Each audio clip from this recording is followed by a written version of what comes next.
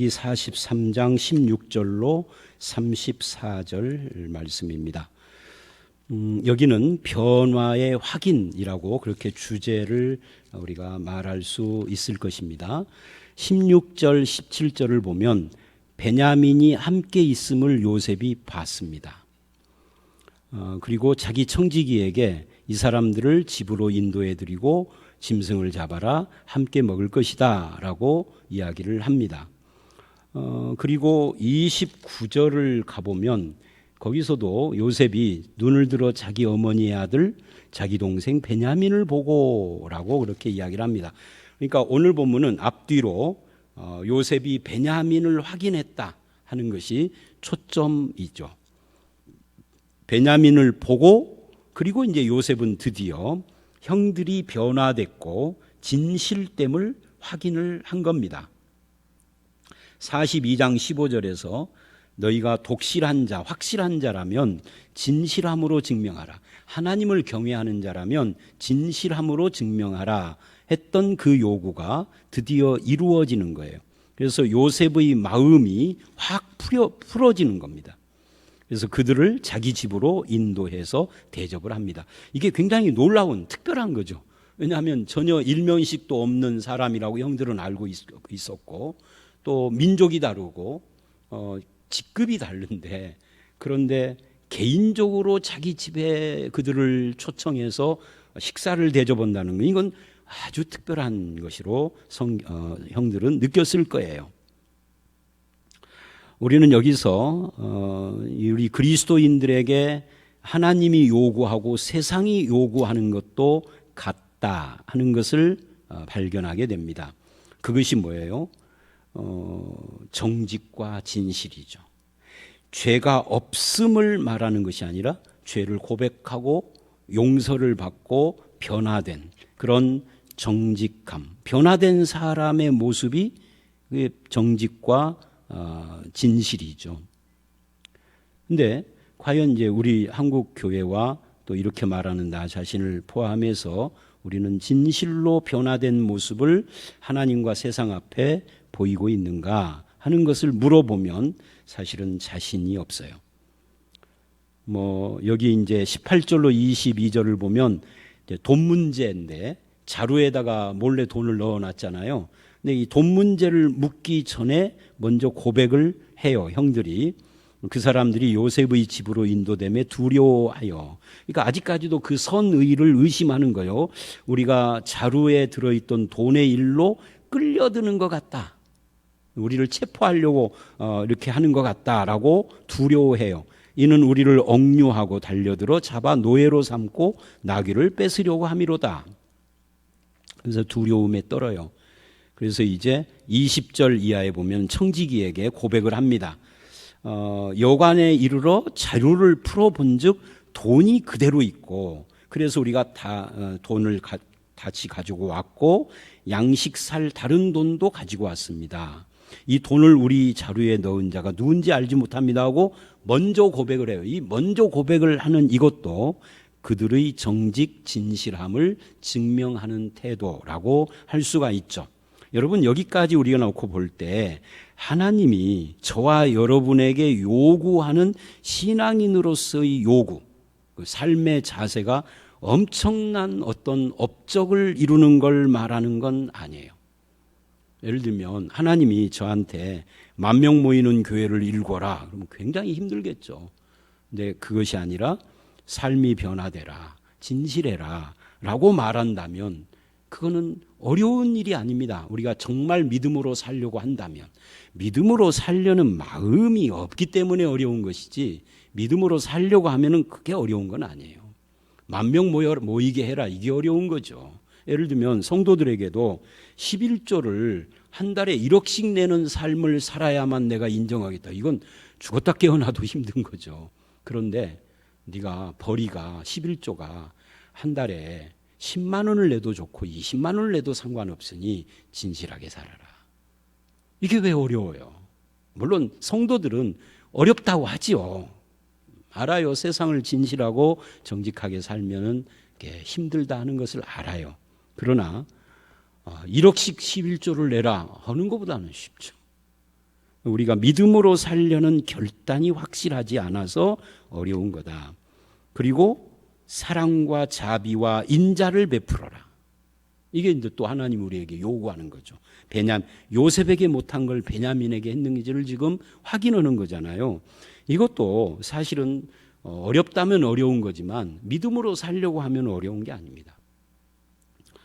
자기 부친 야곱의 편애의 희생자라고 자기들은 생각을 해서 마음에 콩하고 한이 되고 미움과 증오가 됐는데 그 마음을 극복하고 풀어버리고 막내 동생에게 인자하게 자비롭게 대하라 하는 것이 지금 여기서 증명이 되고 있는 거예요.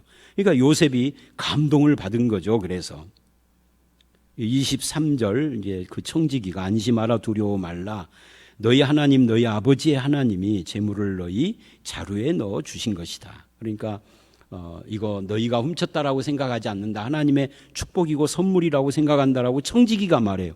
청지기가 하나님을 믿었을까? 몰라요. 그거는 알 수가 없는데 요셉이 하나님을 믿었기에 그 집 청지기도 영향을 받지 않았을까? 짐작을 해봅니다. 이건 확실한 건 아니에요.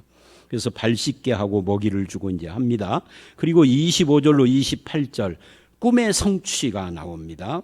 26절 이제 정오가 돼서 요셉이 집으로 왔는데 그들에게 형들이 예물을 드리고 뭐를 하죠? 땅에 엎드려 절하니. 야곱의 꿈이 성취된 거예요.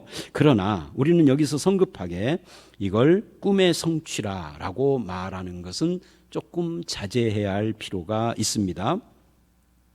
그리고 28절에 또 다시 너희 노인이 안녕하냐 네 아버지가 안녕하냐 하고 묻자 저들이 또다시 머리 숙여 절을 하며 생존해 있다라고 2번 절을 합니다. 이렇게 해서 37장의 꿈이 확실하게 성취되는 것처럼 지금 보여요. 그러나 이건 이제 외적인 것이고요. 요셉 스스로는 45장 말씀으로 가면 45장 5절로 8절에 보면 꿈의 성취를 이걸로 보지 않아요. 절하는 것으로 보지 않고 하나님께서 더 큰 구원을 위하여 나를 애굽의 종으로 먼저 보낸 것이라고 해석을 합니다. 그러니까 요셉은 17살 때는 형들이 절하는 것 이게 꿈이라고 생각을 했는데 지금 이 나이가 돼서는 이 나이가 지금 아직 40이 안 됐을 거예요. 이 나이가 돼서는 그거를 꿈의 성취라고 하지 않고 자기 인생을 더 크고 넓은 차원에서 바라보고 있는 거예요. 구원이라는 차원에서. 그러니까 꿈의 성취의 내용이 다른 거죠.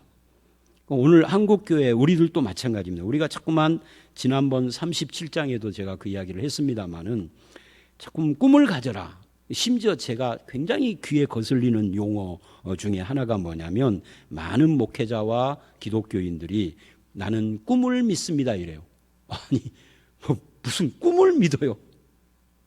우리는 하나님을 믿지 꿈을 믿지 않아요. 말씀을 믿지 내 꿈을 믿지 않아요. 그런데 기독교인들 말 속에 가만히 보면 꿈을 믿는다 이런 말을 해요.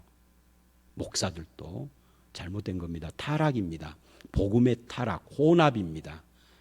성경은 꿈을 믿으라 하지 않아요. 꿈을 주신 하나님을 믿는 거고 꿈의 내용도 다른 거고요. 이 부분을 확실하게 해야 할 필요가 있습니다. 이 창세기 묵상을 통해서 꿈과 축복에 대한 정리를 좀 더 분명히 성경적으로 해야 할 필요가 있다 하는 이야기입니다. 39절로 31절 이제 베냐민을 만난 요셉이 마음이 복받쳐 오르죠. 그래서 베냐민을 보고 소자여 하나님이 내게 은혜를 베푸시기 원하노라. 그리고는 30절 사랑하는 마음이 복받쳐 울 곳을 찾아 안방에 들어가 울고 그리고 얼굴을 씻고 나와서 그 정을 억제하고 음식을 먹게 됩니다. 베드로후서 1장 4절로 8절을 보면 성도의 신앙의 성숙의 모습을 신의 성품이라고 하면서 그 신의 성품의 마지막 단계 2가지를 형제 우애와 사랑이라고 합니다. 이 형제 우애와 사랑을 최고봉에 놓습니다. 그런데 예수 믿는 사람 중에는 육신의 형제건 신앙의 형제건 형제들과 불화하고 다투는 삶을 아무렇지도 않게 살고 목회자들도 자기들끼리 막 고소고발을 하고 노예 총회 이런 데서 서로 원수되고 외면하고 이런 것은 정말 문제가 있어요. 이게 변화되지 않으면 목회자 아니라 목회자 할아버지라도 신의 성품에 성숙한 그리스도인이라고 볼 수는 없어요. 요셉은 원한에 찬 마음을 다 내려놓고, 그거 이미 진작 30살 때 이미 다 해결됐죠. 그렇게 하지 않고 형제들을 향한 사랑에 복받치는 그런 마음을 가지고 있습니다. 왜요? 그 이유는 딱 하나예요. 자기 인생에 대한 하나님의 뜻과 섭리와 인도를 믿기 때문에. 내가 종이 되고 노예로 팔리고 죄수가 되고 총리가 되고, 이게 다 하나님의 섭리, 인도, 뜻이다, 하나님의 은혜다는 것을 믿기 때문에 그 한과 억울함을 싹 해결한 겁니다. 우리 신자들은 자기 인생과 화해해야 할 필요가 있습니다. 어떻게 화해하죠? 하나님과 화해한 사람은 내 인생이 하나님의 뜻이다 는 것을 적용하는 거예요. 지금 현재 여기 있는 나의 이 환경, 수준, 처지, 위치가 하나님이 내 인생을 향하여서 끌어오신 그 섭리의 결과물이다. 이걸 받아들여야 하는 거죠. 이걸 안 받아들이면 신앙이 온전한 게 아니에요. 비록 어려움이 있다 할지라도. 이게 뭐 내가 출세를 하고 성공해서만 그러는 건 아니에요. 그것과 상관없이 화해해야 한다. 그 다음에 32절로 34절을 보면 애굽인들은 히브리인들과 식사도 함께 하지 않습니다. 왜냐하면 부정탄다고 생각을 했기 때문에. 32절에 부정을 입음이더라. 그러니까 미신적인 거죠. 이 미신과 차별이 그들에게 있어요. 그러나 요셉은 전혀 그것을 개의치 않습니다. 오히려 후에 46장 33, 34절을 보면 애굽인들이 가증히 여기는 목축업을 떳떳하게 왕에게 말하라라고 요셉이 자기 아버지 야곱에게 요구할 정도로 이런 미신과 차별과 이런 것에 대하여 개의치 않는 모습을 보입니다. 우리 중에는 자기를 숨기려고 애쓰는 사람들이 많아요. 전전긍긍 나의 직업이 노출되고 내 신앙이 노출되고 나의 형편이 노출되는 것에 대해서 전전긍긍. 그러나 신자는 자기 인생과 화해한 사람들이라고 앞에 말했잖아요. 과거의 상처와도 화해하고, 그래서 긍정적이고 당당하되 겸손하고, 이게 신자예요. 애굽인들은 그렇지 않습니다. 부정탄다 생각을 하기 때문에 그러는 거죠. 신자는 아닙니다. 개념치 않습니다. 당당합니다. 넓은 마음을 갖습니다. 발을 떨지도 않습니다. 이게 하나님을 믿기 때문에 그렇습니다. 저와 여러분의 삶에는 그런 신의 성품과 하나님을 믿기 때문에 변화된 마음과 인생에 대하여 바라보는 새로운 눈과 이런 것들이 과연 있습니까? 정직하고 진실하고 사랑과 자비가 넘칩니까? 이것에 대해서 스스로에게 묻고 대답을 할 때 아멘 할 수 있어야 할 것입니다. 우리 함께 기도하겠습니다. 하나님, 요셉은 자기 형들의 변화를 체크를 하고 확인을 합니다. 돈 문제나 이런 문제에 있어서 정직할 뿐만 아니라 진실하고 또한 사랑과 자비와 인자가 그들 속에 있는 것을 봅니다. 주님, 우리도 주를 믿는 자답게 우리 안에 신의 성품이 있게 하여 주시옵소서. 진실하게 하시고 사랑하게 하시고 인자한 마음을 품게 하여 주시옵소서.